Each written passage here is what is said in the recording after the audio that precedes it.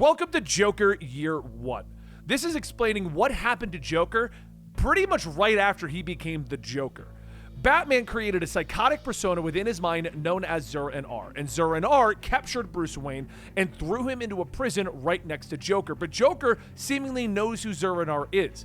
So, Joker decided to tell Bruce Wayne in this prison how he knows who Zur-En-Arrh is, which leads us to an origin story of Joker. The moment he turned into the Joker, what happened right after that before he came back as the Joker. That is Joker Year 1. I hope you guys enjoy this full story. Sometime in the future, Batman stands over the body on his operating table. The face is white, the lips are red. The hair is green, but this isn't the Joker and he knows it. He cuts into the man, removing the red pill, a clue, but it's empty. He looks down at the two halves and he recognizes the red helmet once worn by the man, now known as the Joker. But only two. He doesn't know why. Batman confirmed years ago that the red mask meddling created 3 versions of the Joker. We now go to the past, to the beginning of it all. The Joker remembers Batman coming at him. He remembers the vat of chemicals, and now he stands on the hill, laughing maniacally into the downpour, changed into the Joker. But someone comes up behind him. It's a second Joker. The second Joker grabs the first, throwing him to the ground and beginning to strangle him. But then, there's a third. He grabs the second Joker, and the first Joker is watching, tears in his eyes as the life is choked out of him. Elsewhere, a woman comes out to throw her trash bag. But the Joker is behind her suddenly. "Shh, it's me!" he hisses as he covers her mouth. Her eyes widen in shock as he whirls her around. There's a concern on the Joker's face. "Sally, I know how I look, but you gotta believe me. It's all because I love you," he tells her. He looks around nervously before turning and running away into the night. "I can fix this! Just wait for me, Sally! Wait for me!" he calls out to her as he disappears. The woman stands there for a moment before her husband comes out onto the porch. "Jody, are you okay? Who is that?" he asks as he holds his wife. She shakes her head in disbelief. "I don't know," she whispers. 6 months go by and the Joker is sitting in a dark apartment. The owner's long dead on the floor nearby.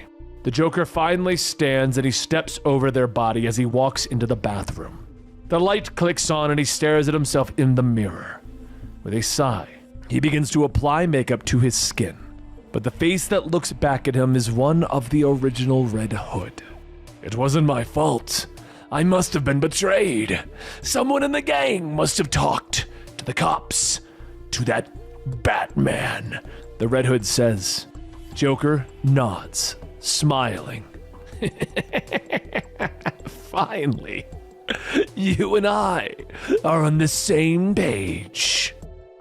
Back at the GCPD building, Lieutenant Gordon is sitting at his desk, staring into his coffee cup. Bullock walks over, nudging his partner, informing him that the acting commissioner would like to see him. Gordon walks into the office, and McLobe motions for him to take a seat.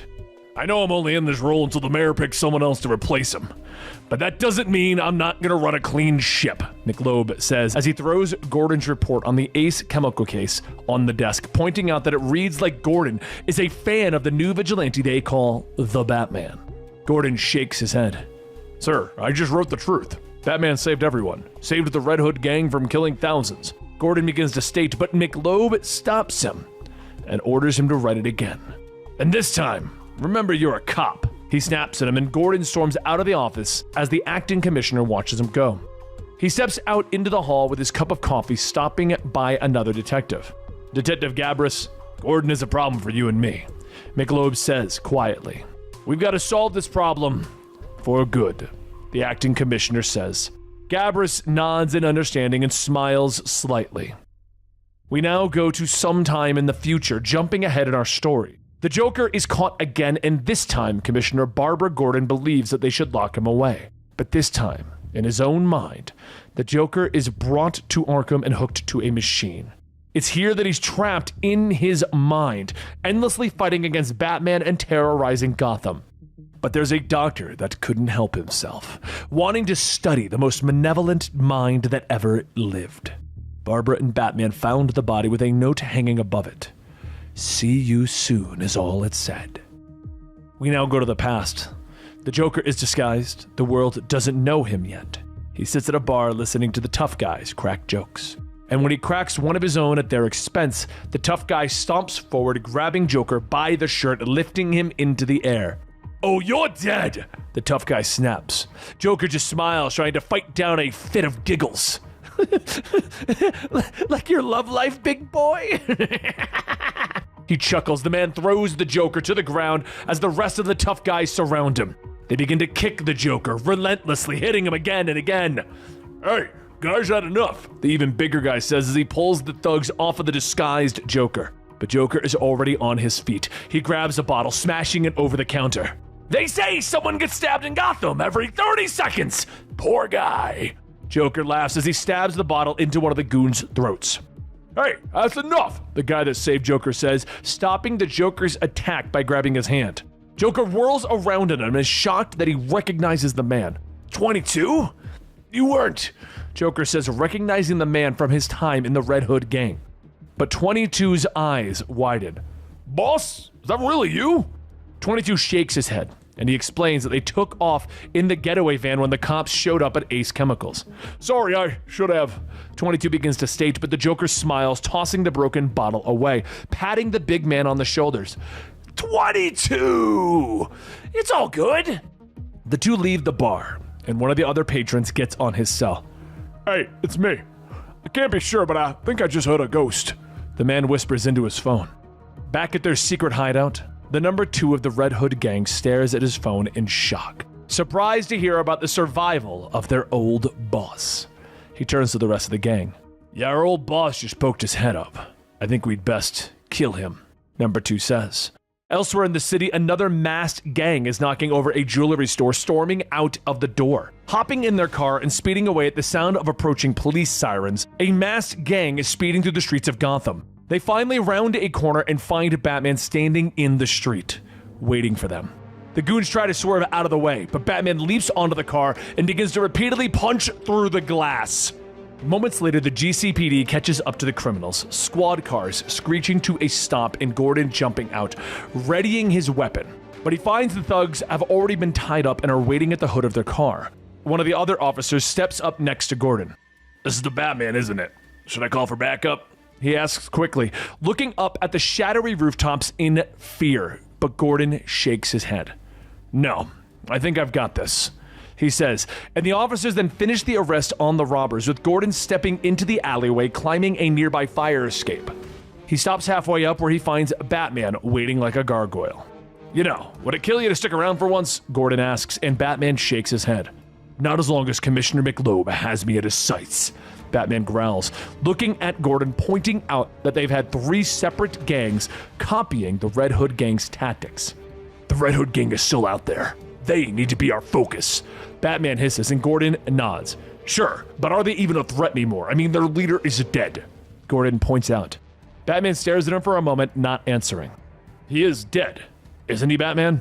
Gordon finally asks, and Batman looks away, explaining that he couldn't find the body. The chemicals weren't strong enough to dissolve a body that rapidly. Gordon sighs, rubbing his eyes. "Great, we're battling copycat gangs and just recovered from the Riddler, and now we have to possibly worry about some mildly corroded genius gang leader," Gordon whispers.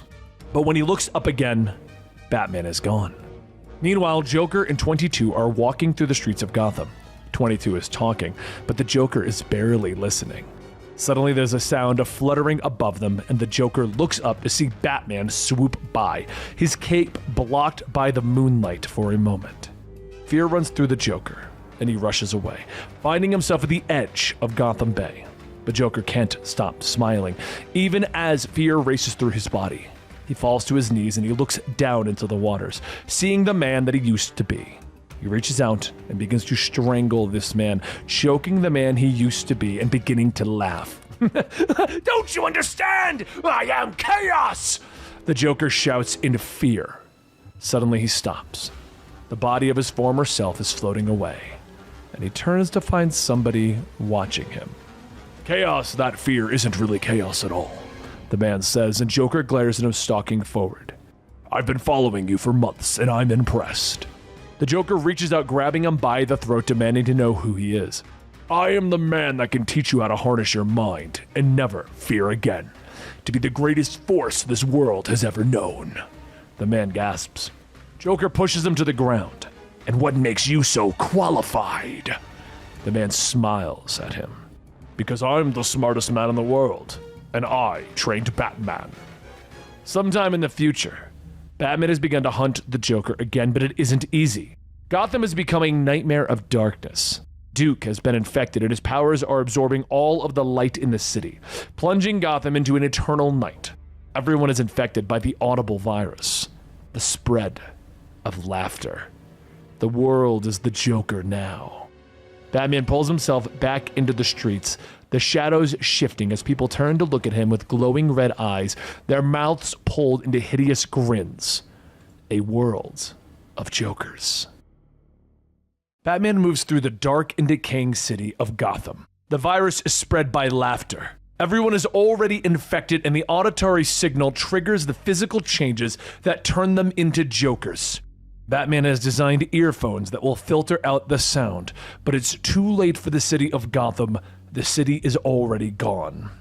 He moves through the shadows, following the clues that the Joker left behind, heading towards the bay. Now we cut to the beginning, to Joker Year 1 again. Batman is continuing to work on what happened to the head of the Red Hood gang. Alfred sits at the Bat computer taking notes as Batman stabs a corpse with a syringe of chemicals from the vat that Red Hood fell into. Interesting. At 2 minutes, all pigmentation is neutralized from a Caucasian sample, Batman notes, and Alfred nods as he looks at the computer. So bleaching skin white. Sir, perhaps you should take a look at this incident downtown, Alfred says as he motions to the news monitors. Meanwhile, back in his apartment, Daniel Capito sits in a chair. He begins to think about how he approached the Joker, how he was going to use this to get his revenge on Bruce Wayne, but also to see what happens when a force like the Batman goes up against its exact opposite. If he was able to train Bruce Wayne into becoming the Batman, could he train the Joker to be the exact opposite? And he smiles as he continues to write in his journal, knowing that his new student will be unstoppable. Elsewhere in the city, a man goes flying through the bar window, shattering it and tumbling into the street. And Batman whirls around to the final thug still conscious. One last time. Fingers!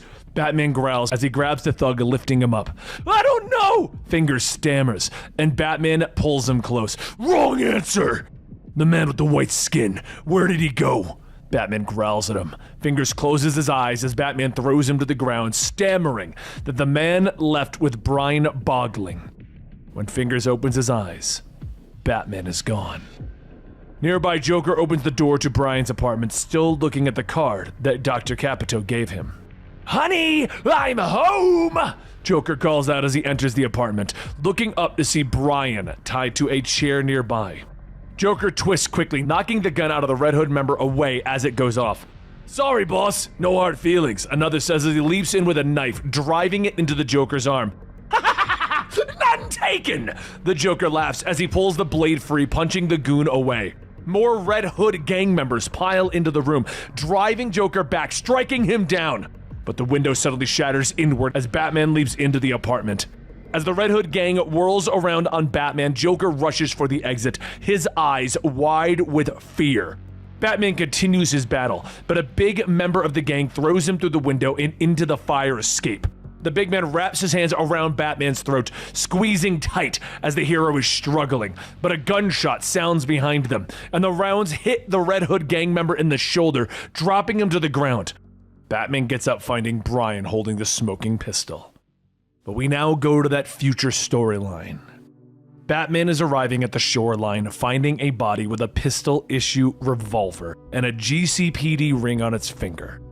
Batman turns back to the water as the Joker rises up, water red around him as he stands. A red robe wrapped around his skeletal body. Hello, Bruce, my sweet, simple man. Are we ready to end this? The Joker asks with a twisted grin, and Batman picks up the revolver and he takes aim. But the Joker's smile grows as he explains that should he die, a device attached to his heartbeat will send out a signal for all of the infected to kill themselves. Batman pulls the trigger and a bang echoes along the shoreline as a flag comes out of the gun.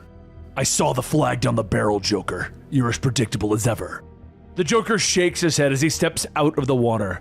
Oh, but it's different this time. I want to watch you, Bruce. I want to watch the gears turn as you piece it together. I want to watch you scramble with your failing mind until it's too late. Until they're all dead.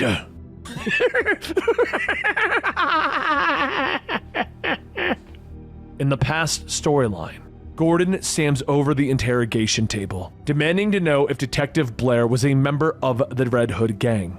The steely-eyed detective just glares at him. Lawyer, now! Gordon grunts with anger, storming out of the room. Give him his call and put him in a cell. Gordon snaps at Detective Manny. The man nods, stepping into the room where Blair recognizes his old friend.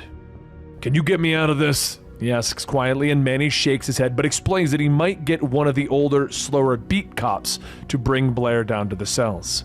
Blair nods and smiles. Moments later, he has the beat cop's pistol and he's pushing it against his head. Nobody moves or I splatter O'Toole's brains! Blair shouts as he pushes into the main room of the GCPD. He looks around, glaring at Gordon. Now we're gonna walk out of here nice and slow, and you're gonna get me a car.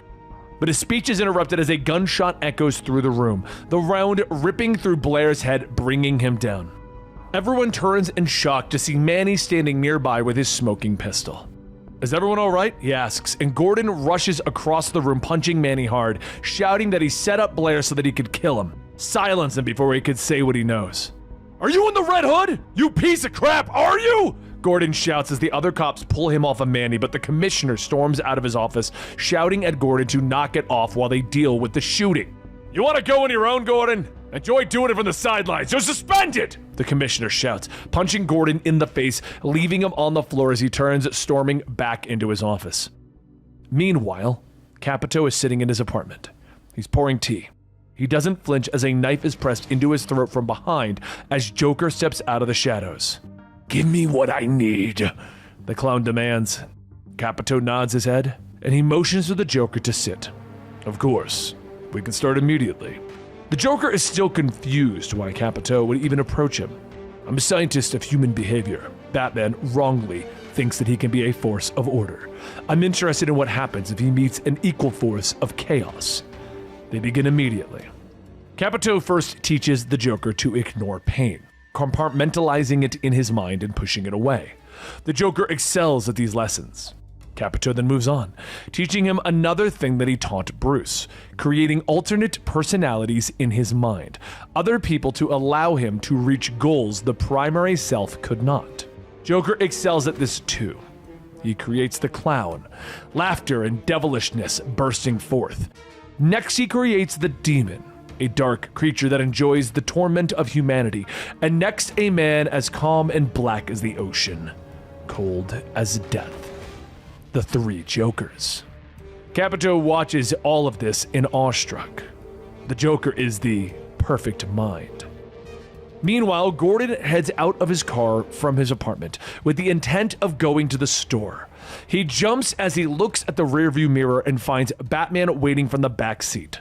How long have you been there? Gordon demands, but Batman ignores the question. Nick Loeb suspended you, Batman asks, and Gordon sighs, nodding, explaining that Blair is dead and they have no more leads on the Red Hood gang. I'm starting to think that I should have taken that job in Metropolis, Gordon says, but Batman is still there. We'll get them, Jim. We'll smoke them out. We just have to give them a target they can't resist, Batman whispers. Now we cut to our future storyline. Batman is moving through the city disguising himself as one of the infected. He's colored his face in white. He's smiling, and he's laughing. And he hates it, but he knows that it gives the Joker a perverse joy. He finally arrives at the GCPD building. It's dark and shadowy. Debris has been strewn about the floor. Moving through the destruction, Batman is suddenly attacked as a whip snaps out of the shadows. Don't you move, Catwoman shouts. Batman whirls, seeing Selina. He calls out to her, but she can't hear him. "I'm not going down, damn it," she shouts. And Batman realizes that she figured it out, that she blocked her ears. He pulls the whip off and begins to sign to her, explaining that he isn't infected. "Bruce," she says with a single tear in her eye. She crosses the room and they embrace, sharing a kiss. Finally, she pulls away. "I couldn't find you. It seemed like the best place to keep them safe," she tells him, and Batman doesn't understand, but Selina leads him into the holding cells. His eyes widen in shock as he looks at the entire Bat family all infected. "I couldn't let them stay out there. I couldn't let them become," she begins to say, but the Joker steps out of the shadows, pulling the plugs from Selina's ears and giggling gently. Batman whirls quickly, but it's too late. Selina has already begun to laugh. She slashes at his face, and nearby the Joker hits the button to open up the cell, releasing the infected Bat family members who begin to laugh as they stalk closer to Batman. But now we cut to the past again, where our story began. The Joker's training is done. He no longer fears anything, not even Batman. Joker steps into the kitchen of Capito's apartment and pulls a knife. Turning on the doctor, he points out that since Capito trained them both, he and Batman are like brothers. "So I suppose that makes you our father." He smiles wider. "I hated my father." He hisses, moving fast, the blade flashing as it cuts into Capito. The doctor falls to the ground, his mind racing as life leaks out of his body, questioning whether the Joker has played him all along. But as he watches the Joker pull on a suit, he knows one thing. The Joker is coming for Bruce Wayne. And he is perfect. Laughter echoes through the abandoned halls of the GCPD as the infected Bat family stalks forward. They were Batman's family and he didn't want to hurt them. So he turned. He ran. He threw every smoke pellet that he had at his disposal and he fled from the holding cells. They were some of the deadliest people on the earth, but the infection changed them. Batman allowed them to chase him outside, but he had already hidden in the shadows. Moments pass as Batman crouches, but the infected don't return. Alone again, he turns and ascends the GCPD, but he's still being stalked by death. The Joker quietly follows up behind him, his red robes dragged on the ground behind him. But we cut to the past where this story began. Bruce Wayne is holding a gala to support Gotham's opera. He pulls himself away from several potential donors as Alfred holds up a special phone. Bruce takes the call and once again drops his voice. "Jim, so far the Red Hood gang hasn't taken the bait. They have a history with Bruce Wayne, so I'm still hopeful," Batman says, and Jim nods, relaying that he is heading back to the GCPD to keep an eye on Manny, who just had a major drug bust. "Are you certain he's a member of the Red Hood gang?" Batman asks. In his car, Jim nods. "He murdered a fellow member of the GCPD before they could rat him out. So yeah, he's one of them. I'm gonna head in and keep an eye on him," Jim says as he steps out into the rain. Hanging up the phone, Bruce sighs. "Sir, are you perhaps needed elsewhere?" Alfred asks him, and Bruce shakes his head. He's using the socialites as bait and wouldn't feel comfortable leaving them alone if the Red Hood gang shows up. Inside, Gordon walks by the front desk sergeant, explaining that he needs to collect some things from his desk. He walks by another officer who's taking a statement from a frowning clown, who keeps explaining that the kids are tormenting him. His complaints are really just thinly veiled jokes. Inside the evidence vault, Manny and his compatriots are still proud of their drug bust. "Last chance to take a bump before I weigh it in," the officer on duty says, but Manny shakes his head. "Nah, I want to be level-headed when I take it all," Manny hisses. One of the other members holds up a stun gun, shocking the officer, sending him to the ground. "Let's get this party started," Manny says as everyone begins to pull on red hoods. He smiles, tapping a button on his phone, shutting down all of the security cameras in the precinct. In the hall, Gordon notices the camera go dark. He pushes into the security office and sees that everything is shut down. He reaches out, tapping a few buttons, but is interrupted as the door swings open and a Red Hood gang member opens fire on him. In the main bullpen, the Red Hood gang floods in, keeping the cops at gunpoint and ordering them all to hit the floor. One pistol whips the clown, sending him down. From his office, the commissioner angrily gets to his feet. "Damn it, Manny! You were supposed to wait until I was out!" He grumbles, but he reaches for the gun on his desk And that's when he's shocked to find a note from Batman. I know everything, it says. In the security office, Red Hood is wrestling with the Red Hood gang member. You just can't let go, can you? The Red Hood shouts. Gordon, ignoring the wound in his shoulder, wraps an arm around the man's throat. Danny, is that you? You don't have to, Gordon shouts, the gun thundering in the small room and the Red Hood member dropping to the ground.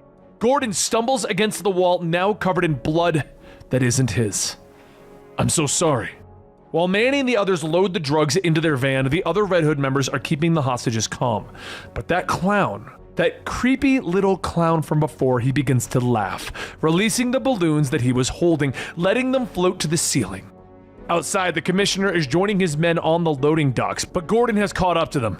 Drop it, he shouts, raising his captured pistol. Upstairs, the balloons hit the ceiling and they detonate, filling the bullpen with smoke and fire. As the smoke swirls around the room, the Hoods turn in shock to see Joker rising from the floor, now armed with a rifle and grenades. He laughs as he begins to toss them, the explosion rocking through the GCPD, causing Gordon to become distracted long enough for the commissioner to bring up a pistol and fire. But back in our future storyline, the world in which the Joker has overrun everyone with an infection of laughter, Batman moves through the shadow of the GCPD, his flashlight falling on pictures of past commissioners. And he stops at Commissioner McLeod. You see, they had learned that he was the second leader of the Red Hood gang, and he disappeared shortly after his release from prison. Batman moves through the building, trying to find clues to what the Joker led him here for, but something moves behind him in the shadows. Red Hood steps forward, a smile on his face as he laughs. He was the third Red Hood. Once again affected by the Joker, Batman refuses to hurt his son again, whirling around Jason, wrapping an arm around his throat and injecting him with a sedative. Jason falls quietly to the floor. Opening up the filing cabinets, Batman pulls a file on McLeod. Inside, he finds a laughing box. Why don't you open it? My little parting gift to you, Bruce. Joker wheezes as he steps out of the shadows, activating the box and sending a sonic pulse that calls forth a bat. The creature bursts through the window and lands on the desk. I could have killed you at any point over the years. You know that, don't you? You lived because I let you live. Because I love you. The Joker whispers. Batman turns, glaring at him. You lived because I let you, even though I hate you. Now we go to the past to wrap up our story of the Red Hood gang. Manny shouts for the commissioner and the others to leave, but the commissioner refuses, moving to chase after Gordon. He storms onto the loading dock where Gordon is waiting. Stop! Drop the gun! Gordon snaps. McLeod smiles, lowering his weapon, pointing out to Gordon that he's the only one who knows the truth about the Red Hood gang. You're the only one who knows I was leading the gang. Half the cops are with me. Surveillance is shut down. You got nothing, Gordon! We're gonna waltz back in on Monday morning like nothing happened. Commissioner McLeod tells him smugly, but Gordon shakes his head, pointing up. The cameras. I turned them back on. McLeod bellows with rage, rushing Gordon, knocking the gun aside as it thunders in the confined space. Manny and the others speed away in their van, unaware that one of the bags of drugs is ticking. It suddenly explodes, filling the van with a strange gas. At the loading dock, the commissioner and Gordon trade blows back and forth, staggering back into the bullpen where they are surprised by the carnage. Where do you think you're going? There's nowhere to hide, McLeod says as he follows Gordon, but James nods, preparing himself. I just wanted the rest of them to see me kick your ass, he grunts, and McLeod rushes forward, but Gordon is prepared. He blocks the first blow and hits the commissioner hard, knocking him to the ground. Standing over the dirty cop, Gordon promises that he's going to clean up the city. But later, Manny wakes up in a strange mirror funhouse. Hello, Manny! Good news! My antidote worked! The bad news, I just didn't have enough time to give it to the rest of your crew.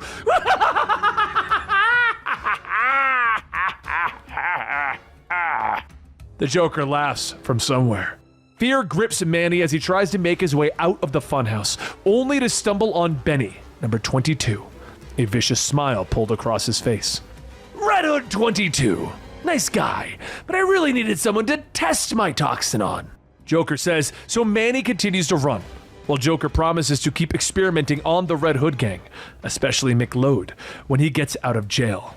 Manny tries a mirror door, but Joker kicks through it, sending him to the ground. Manny looks up in fear as the Joker steps through the broken glass, a large knife in his hand. Don't worry! I'm not going to do any experiments on you, I'm just going to have some fun! He says before filling the funhouse with laughter. Back in the future, Batman has figured out the cure for the infection. The screeches of bats counter the laughing disease, the clue that Joker gave him. He leads the bats through the streets, allowing their cries to cure Gotham City of the Joker disease. And the Joker himself has disappeared again. But as the sun comes over the horizon, Gotham is saved. Batman returns to the manor where he finds Selina Kyle waiting for him. But he knows that he only saved the city because the Joker allowed him to. And he wonders, all these years, could the Joker have simply won? And that is the Joker Year 1 full story. I hope you guys have enjoyed this one. Don't forget to like and subscribe, as we are currently bringing you all of the Batman storylines. And eventually this will be one giant video, and you're going to want to be a part of it.